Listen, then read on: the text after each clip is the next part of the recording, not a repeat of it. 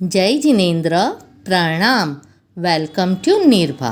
ज्येष्ठ कृष्ण चतुर्थी को इस अवसर पिनी के प्रथम राजा, प्रथम साधु, प्रथम केवली, प्रथम तीर्थंकर आदिनाथ ऋषभदेव दादा का चवन कल्याणक है। साथ ही यह इस अवसर पिनी का प्रथम कल्याणक भी है। तीर्थंकर परमात्मा के 5 कल्याणक होते हैं: चवन, जन्म, दीक्षा, केवल ज्ञान और मोक्ष। जब तीर्थंकर परमात्मा की आत्मा रत्न कुक्षिनी माता की कुक्षी में प्रवेश करती है उसे चवन कल्याणक कहते हैं। यह उस मोक्षगामी तीर्थंकर की आत्मा का इस संसार में अंतिम भव, अंतिम जन्म और अंतिम माता पुत्र का संबंध होता है। चवन कल्याणक सबसे ज़्यादा महत्वपूर्ण है क्योंकि परमात्मा का चवन हुआ तभी तो जन्म, दीक्षा, केवल ज्ञान और मोक्ष हुआ। तीर्थंकर का चवन हमेशा मध्य रात्रि में ही होता है। अतः रात्रि में अर्ध जागृत अवस्था में माता 14 स्वप्न देखती हैं।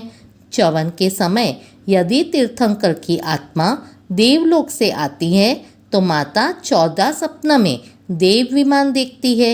यदि तीर्थंकर की आत्मा नरक लोक से आती है तो माता देव विमान के स्थान पर भवन देखती है। चवन के समय से ही परमात्मा मति, श्रुत और अवधि यह 3 ज्ञानों के धारक होते हैं।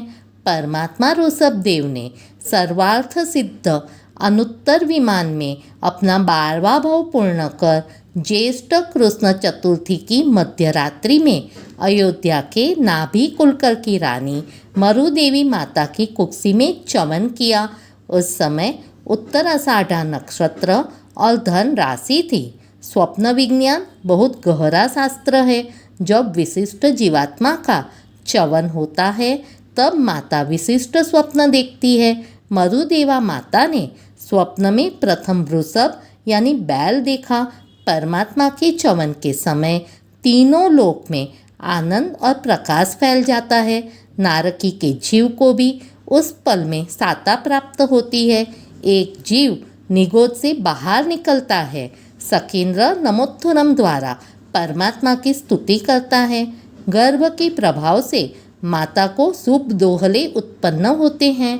9 महीने 10 दिन का गर्भकाल पूर्ण होने पर मध्य रात्रि में ही तीर्थंकर परमात्मा का इस धरा पर जन्म होता है। जय जय श्री आदिनाथ। चवन कल्याणक पर जाप मंत्र है ओम ह्रीं श्री आदिनाथ परमेष्टिने नमः। Subscribe and like please. जय जिनेन्द्र प्रणाम।